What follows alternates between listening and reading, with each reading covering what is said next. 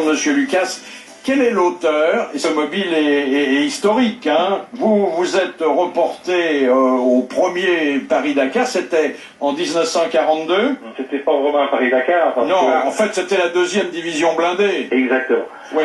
C'est-à-dire que j'ai donc pris en mémoire ce qu'avait fait le général Leclerc, de traverser tout le Sahara, l'Afrique, avec des véhicules de l'époque, bien sûr. Alors vous les avez retrouvés, vous les avez reconstitués, ces véhicules? Alors on a reconstitué, bien sûr, des jeeps qu'on a récupérés à l'armée française et qu'on a remis en état.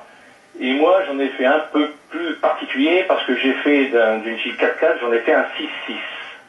Dites donc, c'est pas confortable, hein, la Jeep, là. C'est pas très confortable, c'est pas donc le 4x4 actuel.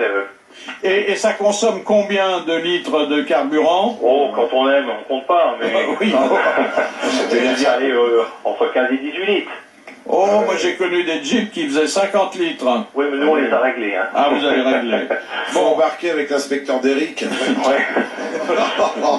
Alors vous allez donc vous lancer dans la traversée du désert. C'est exact. Enfin, cette fois-ci, bon, le maréchal Rommel ne sera pas dans les parages, hein. Non, on y va maintenant, non pas pour faire la guerre, mais en but humanitaire. Hein. C'est mieux. Et vous y allez, oui, justement, en but humanitaire, avec des fontaines. Alors, on va aller, parce que depuis des années que je vais en Afrique, et surtout au Sénégal, en Casamance, et j'ai vu le manque de matériel qui manque, et puis je m'étais dit un jour, il faut absolument que j'en amène. Et donc, j'ai donc récupéré des pompes à eau, des médicaments, des affaires scolaires, enfin un tas de matériel. J'en ai parlé à quelques amis et qui tout de suite ont dit oui, on part avec toi. Mais alors dites donc, les pompes à eau, il faut quand même les mettre dans un endroit où il y a de l'eau. Ah ouais. Moi j'amènerais le Pernod. Effectivement, oui. Il y a déjà des puits.